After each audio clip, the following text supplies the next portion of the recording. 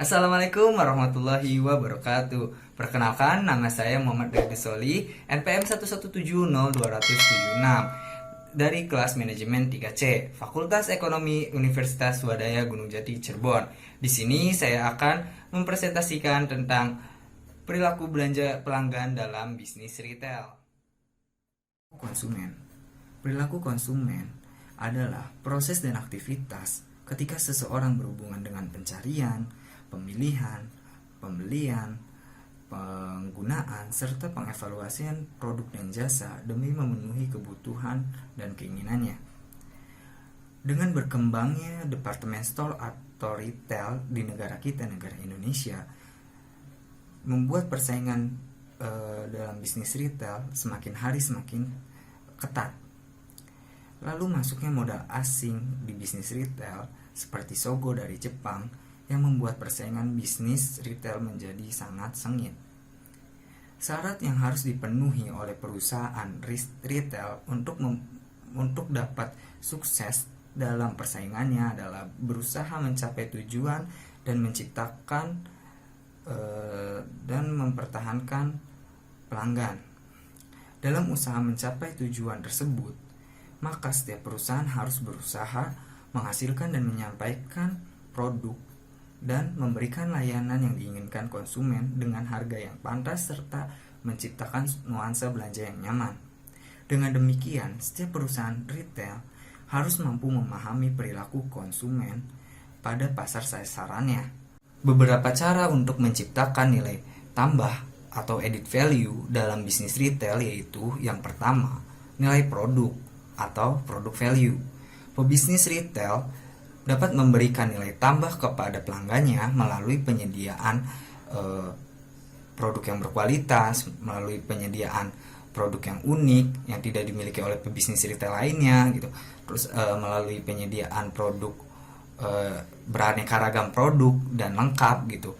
Nah, contohnya seperti di Aeon. Aeon itu seperti supermarket yang ada beberapa produk impor yang berbeda dari pebisnis retail lainnya gitu. Terus ada juga seperti Indomart, Alfamart atau Circle K gitu, atau kayak yang minimarket seperti itu yang menyediakan berbagai macam jenis kayak makanan dan minuman ringan gitu, seperti soft drinknya, terus ringan snack, terus kopi, rokok dan lain-lain gitu.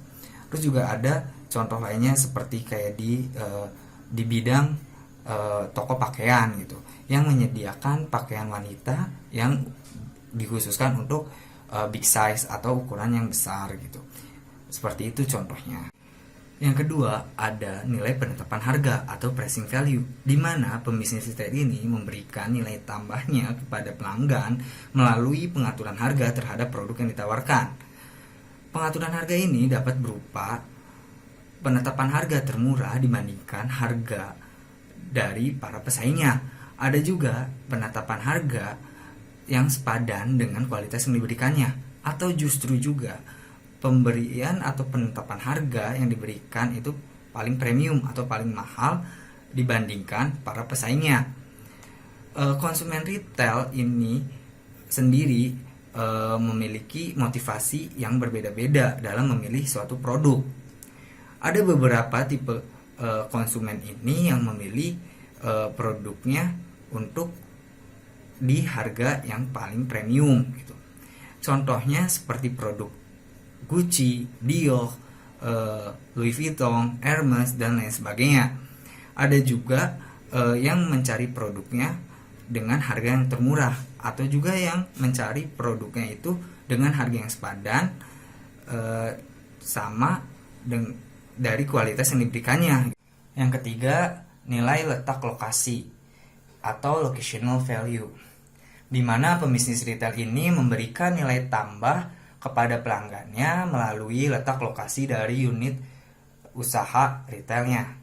Keunggulan lokasi ini dapat memberikan nilai tambah untuk usahanya yang membedakan dari usahanya dengan usaha pesaingnya. Nah, contohnya seperti Alfamart dan Indomart.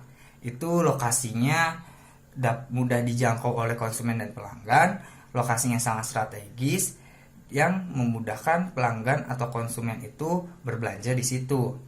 Ada pula contoh dari locational value ini di mana lokasinya sangat strategis yang memudahkan bagi pelanggan dan konsumennya, itu seperti di dekat bandara, stasiun, sekolah, atau tempat ibadah, dan lain sebagainya. Keempat, nilai layanan konsumen atau customer service value, di mana pembisnis retail ini memberikan nilai tambah kepada pelanggannya melalui pemberian layanan yang sangat baik gitu.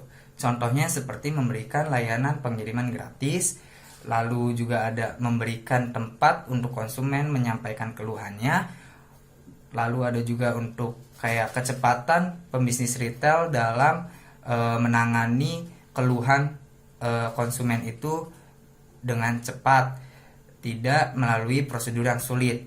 Nah, dari pemberian pelayanan terbaik untuk konsumen ini dapat memberikan nilai tambah untuk usahanya. Itu dapat membedakan usahanya dari para pesaingnya. 5. Ada nilai penyediaan suasana atau atmosphere value, di mana pembisnis retail ini memberikan nilai tambah untuk pelanggannya melalui pemberian suasana di dalam toko yang nyaman.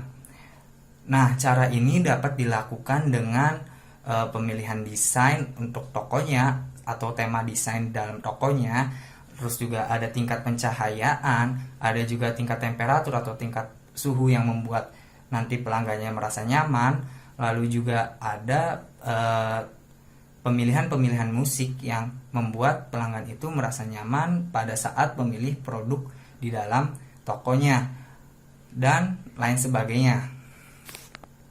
Ada 3 perspektif dalam perilaku konsumen. Yang pertama, perspektif pengambilan keputusan. Yang kedua, perspektif pengalaman. Yang ketiga, perspektif pengaruh perilaku.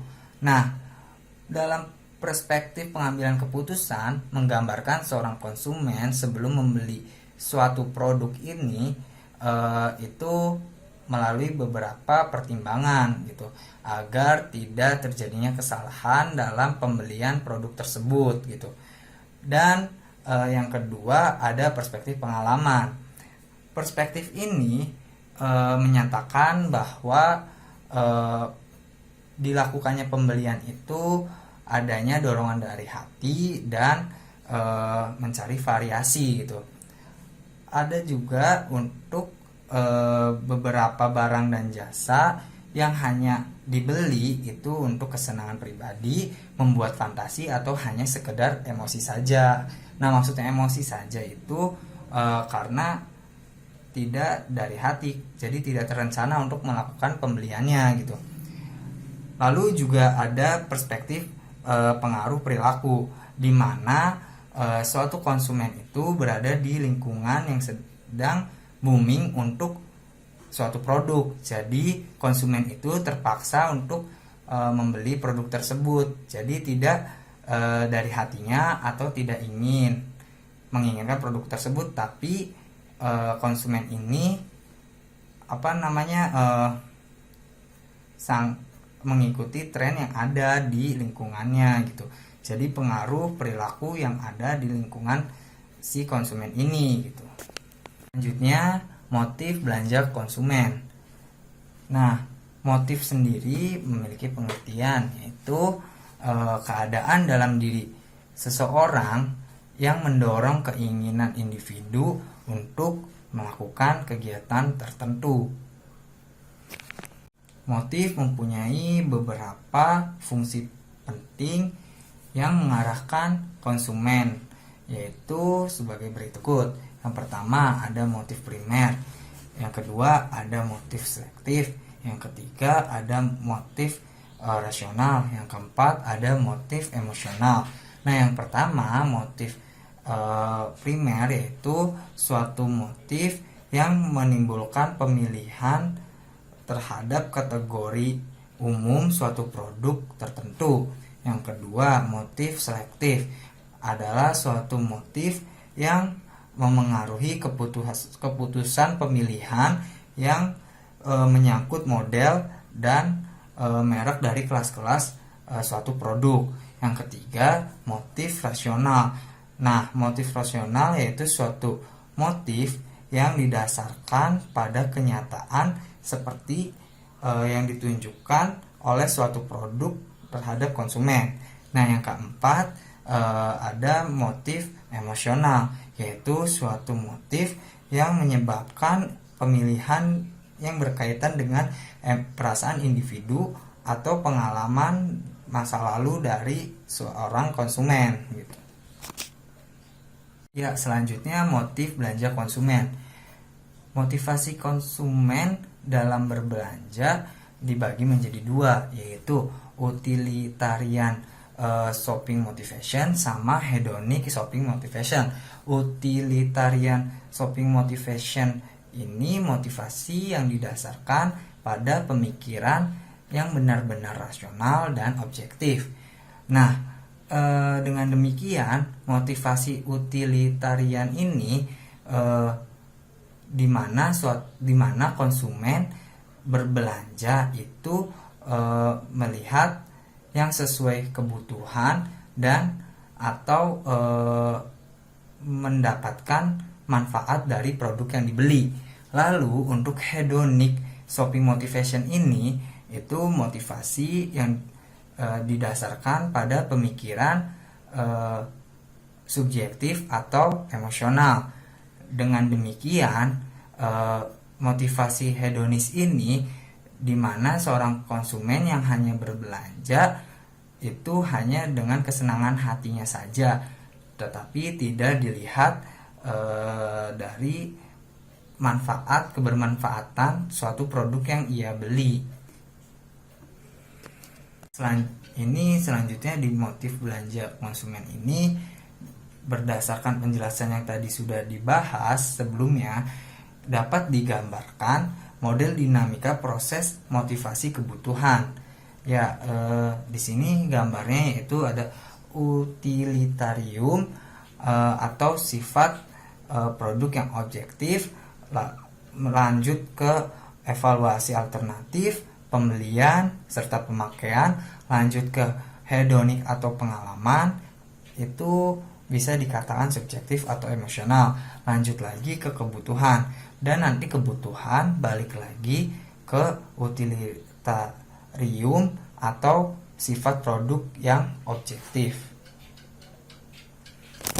Ya, selanjutnya ada kategori hedonic motivation. Nah, di kategori ini ada 6 faktor motivasi berbelanja hedonis, yaitu yang pertama adventure shopping, di mana sebagian besar konsumen berbelanja karena adanya sesuatu yang dapat membangkitkan gairah berbelanjanya. Yang kedua ada social shopping, di mana sebagian besar konsumen ini beranggapan bahwa kenikmatan dalam berbelanja ketika kita menghabiskan waktu berbelanja ini bersama teman atau keluarga. Yang ketiga ini ada gratification shopping, di mana berbelanja merupakan suatu alternatif untuk penghilang stres atau mengatasi sesuatu hati yang buruk gitu. Yang keempat ada idea shopping, di mana konsumen berbelanja untuk mengikuti tren model-model fashion terbaru. Yang kelima ada role shopping, di mana konsumen berbelanja itu lebih suka untuk orang lain dibandingkan untuk dirinya sendiri. Yang keenam ada value shopping, yaitu di mana konsumen menganggap bahwa berbelanja merupakan suatu permainan, yaitu pada saat tawar-menawar harga atau mencari diskon. Selanjutnya ada pembelian tak terencana. Pembelian tak terencana adalah perilaku pembelian yang dilakukan di dalam toko, di mana pembelian berbeda dari apa yang telah direncanakan oleh konsumen pada saat mereka masuk ke dalam toko. Dan pembelian tak terencana ini dibagi menjadi dua, yaitu yang pertama remainder purchase. Remainder purchase adalah pembelian yang terjadi ketika konsumen melihat produk atau merek tertentu di dalam toko dan teringat bahwa produk atau merek tersebut dibutuhkannya. Lalu ada impulse purchase, yaitu impulsif terjadi ketika konsumen melihat produk atau merek tertentu, kemudian konsumen menjadi tertarik untuk mendapatkannya, biasanya karena adanya rangsangan yang menarik dari toko tersebut. Untuk pembelian tak terencana ada faktor yang mempengaruhinya. Yang pertama yaitu penggunaan daftar belanja atau shopping list. Nah, shopping list adalah suatu daftar unit untuk yang nantinya digunakan oleh konsumen dalam hal pembelian suatu produk. Tapi pada kenyataannya banyak konsumen ini membeli produk di luar daripada daftar belanjanya, sehingga dapat menimbulkan perilaku pembelian tak terencana. Nah, yang kedua ada pemilihan toko. Pemilihan toko itu sebelum melakukan pembelian, konsumen pasti akan memilih dan memutuskan toko mana yang akan mereka datangi. Lalu ada beberapa hal yang mempengaruhi konsumen dalam pemilihan toko. Yang pertama ada lokasi toko. Lokasi toko itu yang mudah dijangkau oleh konsumen. Yang kedua ada yang namanya kemudahan transportasi. Nah, kemudahan transportasi ini konsumen dapat mudah dalam pengantaran produknya gitu dari toko ke tempat konsumen. Lalu ada juga jam operasional toko. Nah, jam operasional toko ini di toko tersebut apakah buka dari pagi sampai malam atau 24 jam. Lalu ada juga komposisi toko. Komposisi toko itu ada ukuran toko, lalu ada juga pelayanan yang baik yang diberikan dari toko kepada konsumen. Lalu ada juga kedekatan dengan kompetitor, lalu ada pemilihan produk. Nah, untuk pemilihan produk sendiri itu ada kualitas produk yang dijual, lalu ada penataan produk yang menarik, kemudian ada parkir. Nah, parkir ini itu jarak tempat parkir ke tempatnya toko gitu. Lalu ada yang ketiga pengaruh nuansa toko. Nah, menurut Levy dan Weiss itu pengaruh keadaan toko itu adalah kombinasi dari karakteristik fisik toko seperti arsitektur, tata letak, penanda, pemajangan, warna, pencahayaan, temperatur, musik, serta aroma. Nah, yang secara menyeluruh akan menciptakan citra dalam benak konsumen. Lalu ada juga hal-hal yang mencakup pengaruh keadaan toko, antara lain itu menurut Levy dan Weiss itu desain toko. Di dalam desain toko itu, toko harus sesuai dengan kesan dan strategi yang tepat. Lalu ada juga tata letak toko. Tata letak toko ini yang tidak rumit bagi konsumen. Lalu ada komunikasi visual, yang penggunaan papan tanda dan grafik yang sesuai dengan citra toko. Lalu ada penerangan. Nah, penerangan ini penerangan untuk toko dan produk dalam toko harus baik dan sesuai, tidak berlebihan. Lalu juga ada warna, penggunaan warna yang tepat dalam toko untuk meningkatkan mood atau perasaan konsumen. Terus ada musik itu penggunaan musik yang tepat dapat membuat konsumen merasa nyaman pada saat berbelanja di toko tersebut. Lalu ada aroma. Toko harus selalu beraroma netral agar membuat konsumen merasa toko itu segar. Selanjutnya ada perilaku pembelian kompulsif. Pembelian kompulsif dapat diuraikan sebagai pembelian kronik atau repetitif yang menjadi tanggapan primer hingga terjadi kejadian atau perasaan negatif. Sedangkan konsumsi kompulsif didefinisikan sebagai respon terhadap dorongan yang tidak terkendali atau keinginan memperoleh, menggunakan atau mengalami suatu perasaan, substansi atau kegiatan yang menuntun individu secara berulang kali. Pembelian kompulsif mengarah kepada pembelian berulang konsumen, sering berlebihan pada waktu yang berulang disebabkan rasa bosan, depresi, tensi, atau gelisah. Perilaku pembelian kompulsif mewakili sebuah solusi cepat untuk mengatasi kegelisahan atau keresahan. Nah, beberapa hal yang menyangkut perilaku pembelian kompulsif sebagai berikut. Yang pertama, ada ketergantungan diri dan kehilangan kontrol. Yang kedua, ada gabungan nafsu, obsesi, dan konsumsi yang dipaksakan. Yang ketiga, ada kecenderungan untuk menambah produk yang dikonsumsinya. Yang keempat, emosi yang kuat. Yang kelima itu kontrol kognitif yang tinggi. Yang keenam, reaktivitas yang tinggi. Dapat disimpulkan bahwa pembelian kompulsif lebih cenderung pada pembelian yang dikarenakan kebutuhan psikologisnya yang dipenuhi secara spontan dan tidak terencana, sehingga membuat kepuasan konsumen. Untuk memenuhi kebutuhan psikologis terbentuk dari faktor-faktor sebagai berikut. Yang pertama, rangsangan. Retail menggunakan musik, pajangan visual, aroma, dan demonstrasi langsung di dalam toko untuk menciptakan ketertarikan dari konsumen. Yang kedua, pengalaman sosial. Retail juga harus memperhatikan kondisi dan interaksi sosial karena konsumen saat ini lebih memilih suasana yang lebih akrab. Yang ketiga, mengetahui tren yang terbaru. Retail harus selalu memperhatikan tren yang terus berkembang sehingga memudahkan mereka untuk menggait para konsumen. Yang keempat, status dan kekuasaan. Konsumen tidak suka menunggu terlalu lama dalam proses pembayaran karena mereka menginginkan respek dan perhatian yang lebih bagi mereka. Terus yang kelima, balas jasa kepada diri sendiri. Retail memuaskan konsumennya dengan memberikan layanan lebih, misalnya melakukan makeover ketika mereka berada dalam toko. Selanjutnya ada tipe-tipe keputusan belanja.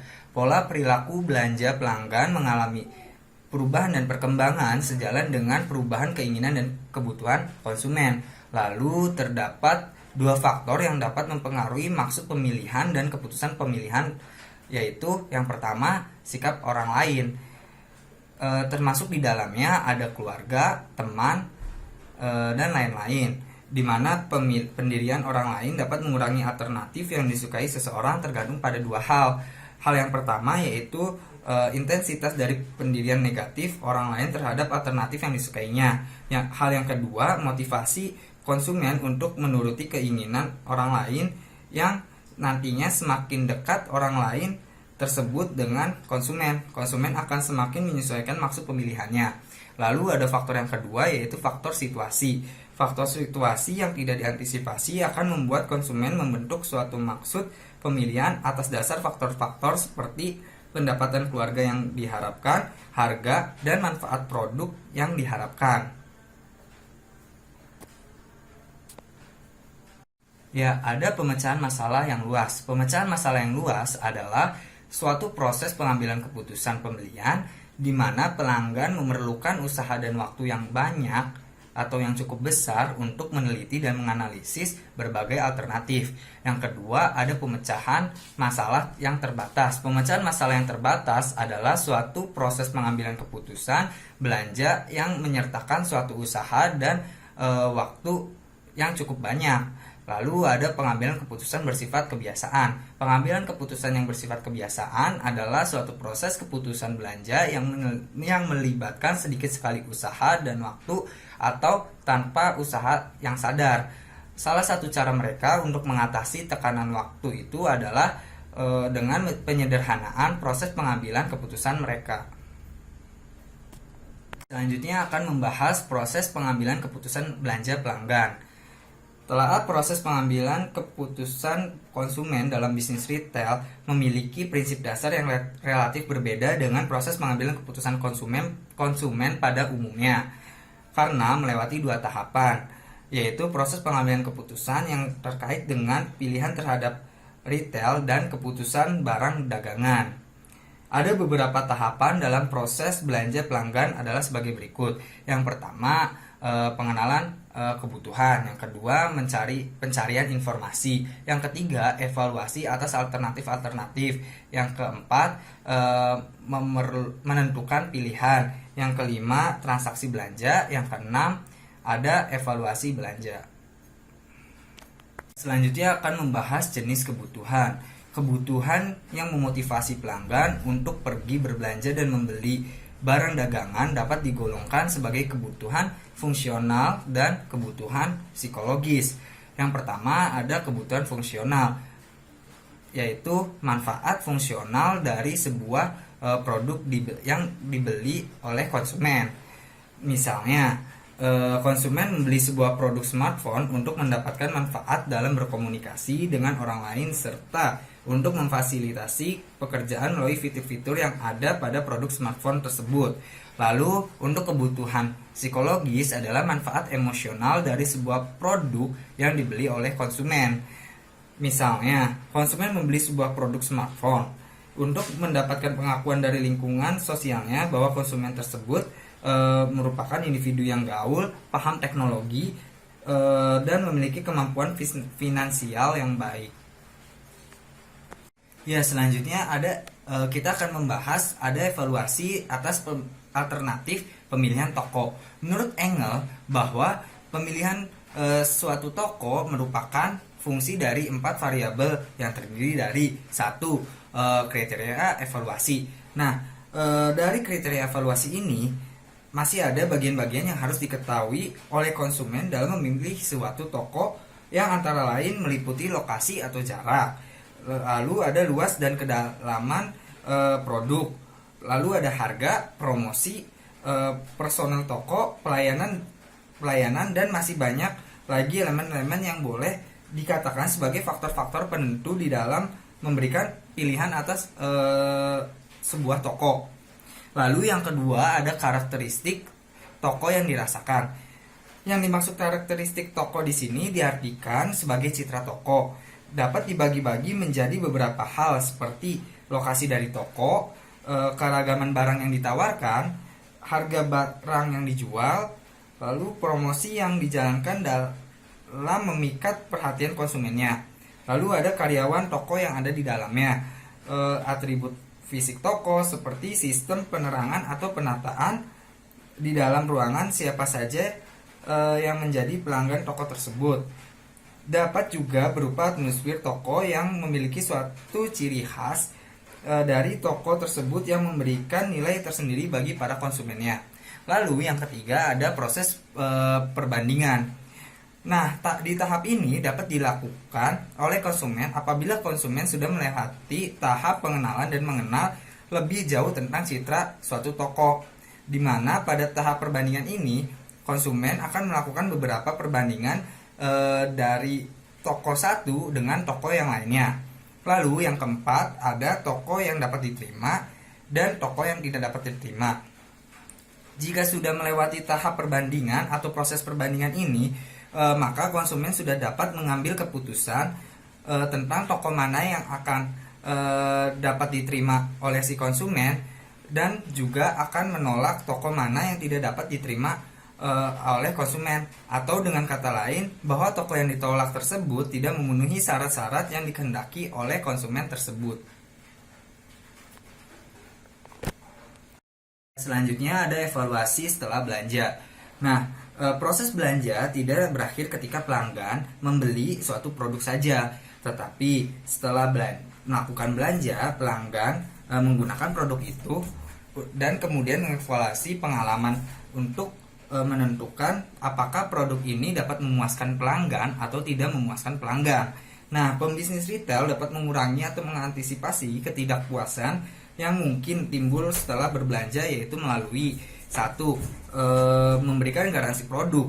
Pembisnis retail dapat memberikan garansi atas produk yang dijual kepada konsumen. Garansi ini akan mengurangi ketidakpuasan yang dirasakan konsumen apabila menjumpai adanya kerusakan produk atau fitur yang tidak berfungsi sebagaimana mestinya. Yang kedua, ada membantu instalasi produk. Nah, ketidakpuasan konsumen setelah pembelian produk bisa terjadi disebabkan oleh kurangnya pengetahuan atau kurangnya keterampilan konsumen dalam menggunakan produk tersebut. Untuk itu, pembisnis retail bisa memberikan demo penggunaan produk ataupun membantu instalasi produk untuk menghindari ketidakpuasan konsumen. Lalu yang ketiga ada menghubungi konsumen. Pembisnis retail perlu untuk menghubungi konsumen setelah pembelian produk untuk memastikan bahwa konsumen puas dengan produk yang sudah dibelinya. Hal ini tentunya tidak berlaku untuk semua jenis produk, tetapi khususnya untuk jenis produk premium seperti produk otomotif yang sedang tren saat ini dan sebagainya. Lalu yang terakhir ada membangun harapan yang realistis yaitu ketidakpuasan konsumen terjadi apabila harapan konsumen terlalu tinggi dibandingkan dengan persepsi atau penilaian konsumen atas kinerja suatu produk. Untuk itu, pembisnis retail hendaknya membangun harapan yang realistis atas produk yang dijual, karena pada dasarnya setiap produk setiap produk tentunya memiliki sejumlah kelebihan dan kekurangannya. Ya, dievaluasi setelah belanja itu ada proses belanja secara detail, dapat dilihat di gambar berikut ini. Nah, untuk tahapannya itu ada pengenalan kebutuhan, pencarian informasi, evaluasi, penentuan, transaksi, lalu ada kesetiaan. Nah, masuk ke seleksi retail, nanti adanya juga ada seleksi barang dagangan. Untuk seleksi retail sendiri itu diawali dengan pengenalan kebutuhan, lalu pencarian informasi tentang retail, lalu ada pengevaluasian tentang retailnya. Setelah itu konsumen akan memilih retailnya, dan konsumen akan mengunjungi toko atau situs internet atau mencari melalui katalog. Nah, setelah itu di seleksi retail ini nantinya setelah mengunjungi toko itu bisa langsung ke pengenalan kebutuhan dari seleksi barang dagangan. Nah, itu pengenalan kebutuhan, lalu ada mencari informasi barang dagangan, terus mengevaluasi. Tahap dievaluasi itu mengevaluasi barang dagangan, lalu ada penyeleksian barang dagangan, lalu belanja barang dagangan, dan yang terakhir evaluasi setelah belanja barang dagangan itu. Nah, setelah evaluasi konsumen merasa puas, itu bisa masuk ke seleksi retail lagi. Itu berhubungan karena setelah evaluasi, jika pelanggan itu merasa puas dan merasakan manfaat dari produknya, pelanggan akan mengulangi patron toko atau belanja berulang di toko tersebut. Seperti itu. Ya, selanjutnya akan membahas faktor sosial yang mengaruhi keputusan belanja. Nah, proses keputusan memilih barang dan jasa dipengaruhi oleh faktor lingkungan dan pribadi internal dalam diri seseorang. Nah, faktor lingkungan terdiri dari satu keluarga. Nah, pebisnis retail harus memahami bagaimana keluarga membuat keputusan belanja dan bagaimana berbagai anggota keluarga mempengaruhi keputusan ini. Yang kedua, ada pengambilan keputusan keluarga. Nah, di proses pengambilan keputusan dipusatkan pada bagaimana seseorang membuat suatu keputusan. Nah, yang ketiga, ada kelompok referensi. Nah, satu atau lebih yang digunakan seseorang sebagai dasar perbandingan untuk kepercayaan, perasaan, dan perilaku. Lalu ada faktor lingkungan dari budaya. Nah, budaya adalah faktor mendasar dalam pembentukan norma-norma yang dimiliki seseorang yang kemudian membentuk atau mendorong keinginan dan perilakunya menjadi seorang konsumen. Selanjutnya kita akan membahas respon konsumen terhadap lingkungan belanja. Manusia mengekspresikan emosi dalam 3 dimensi, yaitu yang pertama menyenangkan, tidak menyenangkan, yang kedua tingkat kegairahan atau kegembiraan, dan dominan patuh. Nah, jadi dalam suatu lingkungan di mana perasaan menyenangkan terlihat, orang cenderung ingin menghabiskan waktu dan uangnya. Sedangkan lingkungan yang tidak menyenangkan di mana banyak terjadi stimulasi, bising dan kebingungan akan dihindari. Jadi, apabila konsumen berinteraksi dengan lingkungan belanja, mereka akan merespons melalui ketiga faktor emosi tersebut sesuai dengan persepsi mereka atas lingkungan belanja yang berada di sekitar mereka.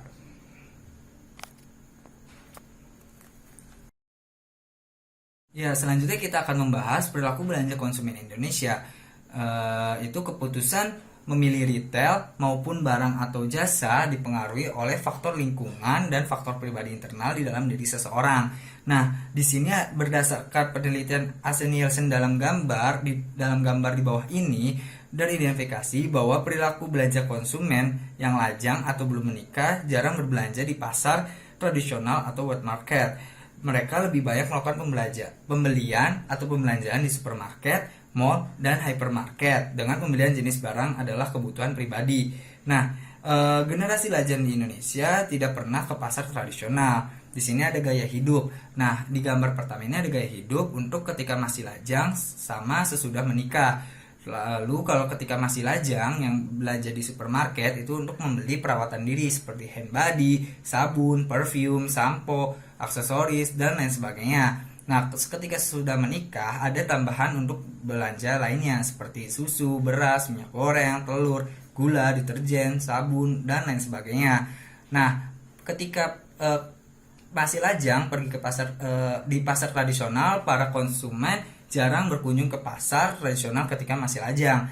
Nah, ketika sudah menikah, berbelanja di pasar tradisional, membeli makanan segar untuk dimasak setiap hari, seperti sayur, ikan, daging, bawang, tomat, pangan kaleng, dan lain sebagainya.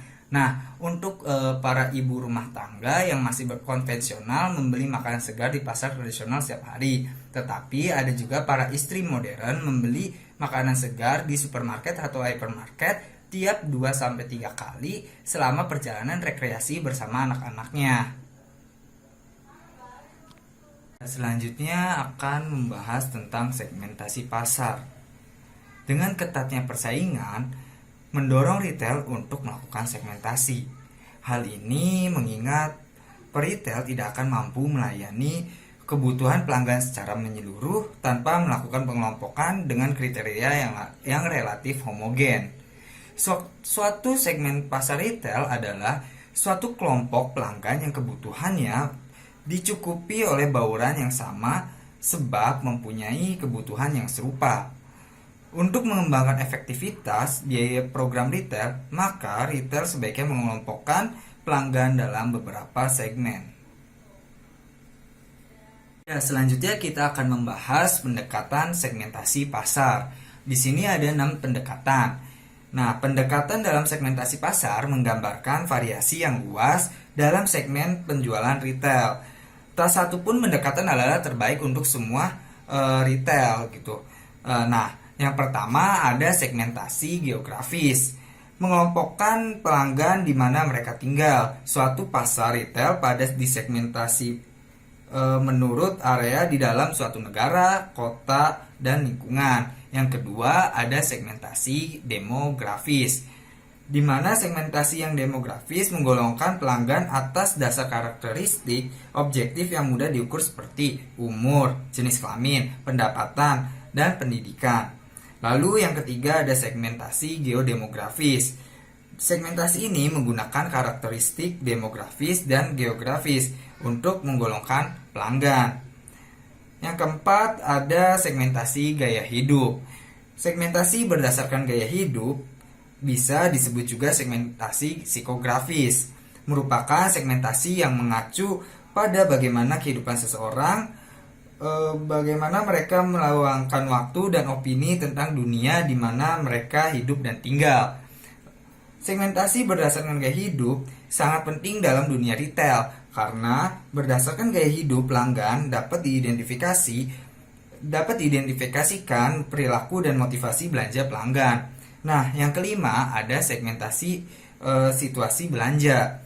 Segmentasi berdasarkan situasi belanja hampir sama dengan segmentasi demografis atau gaya hidup, tetapi dibedakan berdasarkan situasi belanja yang dihadapi oleh pelanggan. Nah, yang terakhir atau yang keenam ada segmentasi berdasarkan manfaat. Segmentasi berdasarkan manfaat suatu pendekatan untuk mendefinisikan target market berdasarkan kelompok pelanggan yang mencari manfaat yang relatif sama. Dalam model sikap multilaribut, pelanggan yang memiliki kesamaan manfaat yang dicari akan memiliki bobot kepentingan yang relatif sama terhadap atribut-atribut toko atau atribut produk barang dagangan. Selanjutnya kita akan membahas penentuan target. Penentuan target adalah proses untuk menetapkan segmen pasar tertentu dari berbagai segmen yang ada di masyarakat sebagai sasaran program pemasaran perusahaan retail. Nah, dengan mempertimbangkan sumber daya yang dimiliki, retail harus menetapkan satu atau beberapa segmen yang akan dilayani. Terdapat dua macam upaya penentuan target, yaitu yang pertama ada target pasar utama atau primary target market. merupakan segmen pasar utama yang dipilih oleh perusahaan untuk dijadikan sasaran dalam program pemasarannya. Nah, yang kedua ada target pasar sekunder atau secondary target market. Merupakan segmen pasar sekunder, artinya segmen pasar ini mempunyai karakteristik yang relatif sama tetapi berbeda dengan karakteristik dari segmen pasar utama yang dilayani oleh retail. Nah, yang terakhir kita akan membahas penentuan posisi. Penentuan posisi adalah membentuk citra perusahaan. Penting bagi peritel yang telah memutuskan segmen tertentu yang akan dilayani untuk menindaklanjuti dengan menetapkan bagaimana seharusnya retail tersebut dipersepsikan di dalam benak pelanggan. Perlu dipahami bahwa penentuan posisi atau positioning bukan tentang apa yang harus dilakukan terhadap produk, tetapi penentuan posisi haruslah diawali oleh apa yang harus dilakukan untuk membangun pemahaman tentang retail di dalam benak pelanggan maupun calon pelanggan. Berikut ini beberapa contoh posisian atau positioning dari sejumlah bisnis retail, yaitu yang pertama ada Kentucky Fried Chicken atau biasa orang-orang bilang yaitu KFC. Restoran makanan siap saji ini membangun positioning sebagai fast food restoran yang fokus menjual produk makanan ayam yang berkualitas dengan rasa yang nikmat. Salah satu slogan yang digunakan adalah jagoan ayam. Selain dapat dilihat dari slogan usaha, positioning KFC dibangun secara konsisten dan tercermin dari jenis ragam menu berbahan ayam yang ditawarkan dan penggunaan maskot. Chucky yang merupakan versi ayam kartun untuk menu anak atau kids meal. Yang kedua ada Gramedia. Gramedia adalah merek toko buku yang populer di Indonesia. Toko buku ini memiliki positioning usaha sebagai toko buku dan alat tulis yang lengkap dan modern. Lalu yang ketiga ada Rand's Market. Rand's Market adalah merek supermarket yang memiliki posisian sebagai supermarket yang menjual produk yang aman bagi kesehatan karena sudah tersertifikasi ISO 22000 untuk food safety dan meraih HACCP atau Hazard Analysis and Critical Control Points, yaitu sertifikasi yang menjamin food safety, biological, chemical, and psycho hazard dalam proses produksi. Yang terakhir ada Metro. Metro adalah merek department store yang memiliki positioning sebagai department store premium. Positioning usaha tersebut diterjemahkan melalui penyediaan ragam produk yang berkualitas tinggi dengan merek internasional, desain outlet yang megah dan mewah, harga produk premium, layanan konsumen yang tinggi, suasana belanja yang nyaman dan tenang, serta lokasi outlet di shopping mall premium. Positioning yang dibangun oleh Metro menjadi keunggulan pembeda dibandingkan dengan department store lainnya. Sekian video presentasi yang saya buat. Mohon maaf apabila ada kesalahan-kesalahan kata, kurang lebihnya mohon maaf. Jangan lupa untuk like, comment, share, and subscribe untuk mensupport channel YouTube saya. Terima kasih. Wassalamualaikum warahmatullahi wabarakatuh.